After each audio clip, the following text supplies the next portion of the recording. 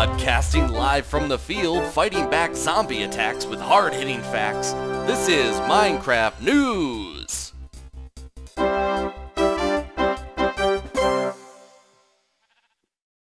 Hello and welcome to Minecraft News, bringing you the most news for your views. I'm Adam aka Swimming Bird, live in the field with the latest of information about 1.8, and there is a lot of it, folks. Jeb has been tweeting out images of some of the new blocks coming in the next update, and eyewitnesses say that Dinnerbone's AMA on Reddit has revealed a quote-unquote buttload of information about the next update, so let's get into it. But first things first, recently released for the PS3, it's Minecraft. Now this version is very similar to the Xbox 360 version, including ease of crafting, split-screen multiplayer, skin packs, all that sort of thing. So if you do not have Minecraft on the PC or Mac, and you want to maybe try a different version of the game with some different features like the Ender Dragon using its breath weapon, go for it. So there you go. Now, some 1.8 news to start off here, something a little small. Jeb tweeted this picture showing the new door recipe. It's the same as the old one, but it does yield 3 doors, and they can now be stacked up to 64, so very interesting. Now, here is a big addition and change to 1.8. Jeb is revamping the way Enchanting works. Now, here's the screenshot, and I'll just describe using his words here. He says that enchanting items will now come with a resource cost in addition to enchantment levels. We're currently using gold ingots for this, which may change. And also, enchanting now separates requirements from costs according to these rules. So you're going to have a base level requirement to calculate, same way as before. So if you wanted to get a certain enchantment, you would need a certain level, like level 13 here. You can see you could get looting from that. So that has not changed. But the cost is based on which enchantment power you choose, and one randomly chosen enchantment will be displayed on the tooltip. A random seed for enchantments is not reset until you enchant an item. So basically, you will be able to get a enchantment and it will lock onto you until you enchant. But the cost of enchanting is a lot cheaper here, so gaining enchantment levels has been made more expensive again. But you will not pay more than 3 levels when enchanting an item. Obviously, repair costs in an anvil have been rebalanced to fit, notably naming items only costs 1 level. So pretty much you're going to need, in the screenshot here I can use this as an example, you need 13 levels to do this, but you're only going to cost 2 levels. You'll lose 2 levels to do this. So enchanting is going to be a lot cheaper. It's going to be harder to gain levels supposedly, and you will need to use something like gold ingots to do it. So overall it will be cheaper, but it will use other items as well as levels to enchant, so it'll make good use of gold, which hasn't formerly had a great use so far, and that's the way that enchanting will go. You'll be able to get a hint about what enchantments you're going to get as well. And this is still very much up in the air. Jeb is refining this and redefining what it's going to be like. So we will see in the future. But it sounds very interesting. And the fact that you can rename things with only using 1 level is very nice. So that should be promising in the future. Now, Jeb also tweeted this. Experimenting with stone variants was on my list for Minecraft 1.8. And here is a Granite Test. Now, Granite is going to be a stone variation. Little is known about it so far, but we should be able to see the effects here pretty soon. Now, I'm using a resource pack by Calamity TB, which simulates granite in the game. You can see these here along with the screenshots to get a better look. Granite is supposedly going to be just a variant and a nicer or different look to stone, and it has this smooth and cobble variation. So it looks pretty nice. The resource pack that I have that's got a little test here also has ore versions of some of this. Jeb has not said whether this will be in the game or not, but we'll see. We are getting this smooth and cobble variation, and this may change in the future, of course. It might not have this pink coloration, but I think Jeb is looking to add some more decorative blocks that might not necessarily have a different purpose, like how you could use different types of wood. This would just be a different type of stone in the same way, so that could be very interesting there. Now, we'll get more information on that in the future, hopefully. So there's that. Now, another screenshot that he posted here. This is the last screenshot of the year, he claims. It is a bouncy block that wasn't possible before the Mogminer's transparency render fix. Now, the Mogminer is another developer that is now working for the team at Mojang, working on Minecraft, and this looks to be a slime block, believe it or not. This is something that's been requested for a while, and it looks like it's probably going to have a bounciness to it. There's already ways in the game to make it so that you can bounce when you land on certain blocks if you use command blocks and things like that. But now it looks like it's going to be in vanilla, so this will be a way for us to store our slime in a more compact form, and also is going to have a use from what I have read here with the way he describes it as a bouncy block. Now, we're in the field, so we decided that we would like to try to get a comment from one of our, you know, mob friends out here. This is Mr. Slime. Mr. Slime, come, please, can you comment on the bouncy block here? Can you tell us what your feeling is that all of your friends and family are going to be changed into blocks now? Okay, you heard it there first, folks. Now, let's get into the Dinnerbone AMA. Now, this is tons of interesting information here. Lots of new stuff. I'm going to run down as quickly as I can through the highlights. Now, 1.8 currently has 2 themes with 2 different audiences. So maybe this appeals to survival and creative players. Who knows? He has not revealed more than this on the themes. He's keeping it a secret, but this is very interesting. Combined with the fact that Jeb has been playing a lot of survival, I think we're going to get a 2-fold update here. Now, as far as the mod and plugin API, no current date set for the plugin API release. They want to do it right and not be rushed, but we have heard that for a long time, so hopefully it will come out eventually here. They will add an official front end for installing mods. They would also love to add emotes, which is kind of unrelated to that, but it was answered in the same response there. Now, as far as survival goes, Jeb, after playing survival again recently, is currently working on adding new features to it. Very nice. Mojang they've never been completely satisfied with survival's balance, and they're always changing it, so they're not catering to any particular audience, but they do want to rebalance it in a lot of ways. They're constantly working on making the hard difficulty more hard, and he added a smiley face there. Wink wink. Now 1.8 will have difficulty locking, where you can lock in a difficulty in a certain world and not be able to change it. So that might change the way that a lot of survival worlds are played.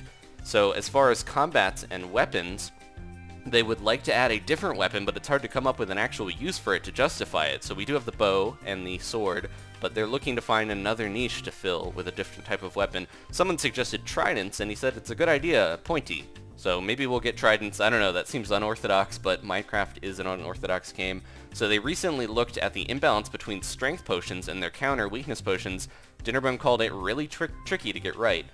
The one thing he would redo if he would start over would be the combat system, so he's definitely not satisfied with that from playing PvP. An enchantment that would change blocking for a sword could be fun, but he also thinks that it could better fit a different system that he hopes to be working on soon, so maybe we'll see combat just completely revamped. He was working on an enchantment that changes the, he says, tension of a bow. He didn't know exactly how to describe it. He didn't feel it was right as an enchantment because it could go both ways, either a faster draw and a weaker shot, or a slower draw and a harder shot. So he's not sure about that, but we might see a bow enchantment coming in the future. Now, as far as mobs, the theme in mind for 1.8 would, may impact mobs, is quite a bit, and it's not in the way that we'd expect. So there may be a big change to mobs, but maybe not how we're expecting. No plans currently to add more mobs, so we might not see some for the next update. But this is very reassuring after what he said earlier about red dragons. He commented, "I'm sure one day they will be added, but not right now." So he's going back a little bit on Notch's promise for red dragons. Originally he did say there was no plans to add them, and now he's saying maybe one day, but not right now currently, so we might see them eventually. They would add pandas if it weren't a hassle to do. I've heard Jeb in the past say that pandas and turtles he was interested in adding. Mo Creatures does them very well, he also commented. But Dinnerbone is now saying that pandas would be kind of hard to add, and I'm not sure how much they would add, you know, combat-wise to the game. So here we go. Now, they might actually add a size attribute for mobs. Core mechanics will have to change for this to happen, so that's kind of interesting. Maybe the giant zombies might have their own actual thing and not just be giants. And as far as blocks and items, he says lots of ideas for new food, but they feel like there's too many already, so they don't really need a new food added. He likes the traditional move items with water approach to item transport, and when asked about conveyor belts, and he said they would be very difficult to do, conveyor belts, but they fit in much better than pipes, so maybe conveyor belts could be added. One of the questions asked, 1.8 seems to be oriented to new blocks and block improvements. Will this trend continue? And to this he answered, he. So maybe this is all going to be about new blocks and block improvements. Who knows? He kind of stayed away from that a little bit. Now he did say, "I would like to add some new light sources but just new type of torch doesn't feel like enough. So if they add a new light source, it probably won't be a torch variation. It would probably have to have something special about it. He recently revisited his lecterns, which way back when he first joined the team, he was kind of designing those as a way to hold books and different things, but he scrapped them again. He says something with them just doesn't feel right to me, and I don't know what or why. So that was originally where the anvil came in. The lecterns were going to have the same ability to do different repairs and different stuff like that, I think, with naming and stuff like that, but I guess they don't really have a niche anymore to fill. No current plans for flint storage blocks, he added. Just like the coal got a recent block and the redstone got recent blocks to store them, we probably won't see flint though. No plans to add any smaller blocks per Notch's request. Stairs and slabs, he said, already kind of go against this, but they don't want to go smaller because Notch's request was originally nothing smaller than a block to build. Question, why can't I make mossy stone brick out of 2x2 moss stone? And he said, ha, good question, so maybe in the future we can use moss stone to make mossy stone brick. Ender pearls are intentionally only stackable up to 16. They feel like the stack size is made that way so that they're not overpowered.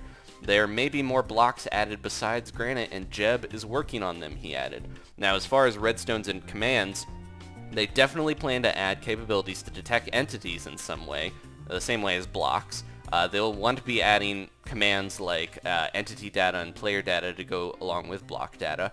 No current plans to add loops for a while to command blocks to keep them going over and over, and they will see about adding ability to detect which direction the player is facing. That would be helpful for a lot of these commands. Now, as far as terrain generation, we just got a big terrain update last time, but they would like to see at least one rare structure per biome, but they're hard to do. It has a way to make them easier to implement on his big virtual to-do list. So it would be nice, I think, especially to have all these new biomes fleshed out by adding something, you know, nice to visit them and a reason to go to all of them.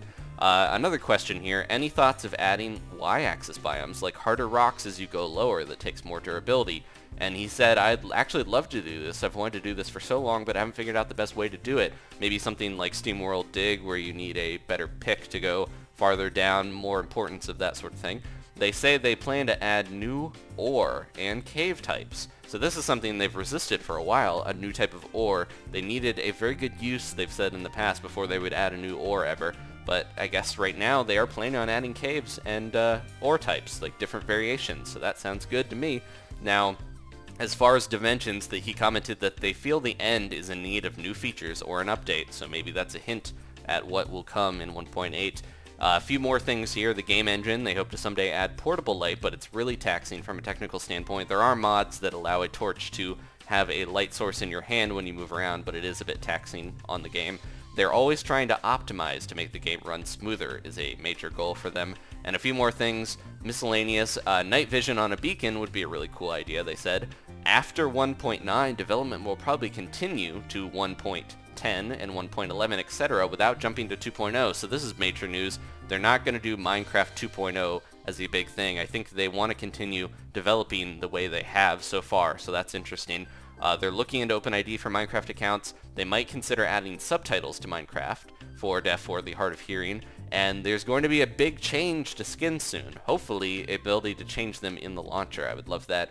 And they're also still working on allowing players to change their usernames. So there we go. And one last bit of news, Minecraft Realms has been released in beta in Europe, so we might see more on that in the future. So thank you for sticking with me, guys. I know that's a ton of news, but lots of hints about what's coming in 1.8 and the thoughts of the developers. So go and leave a like if you enjoyed this. I will continue to bring you the news as it comes out. Thanks for watching, guys. I'll see you next time for more Minecraft news. Goodbye.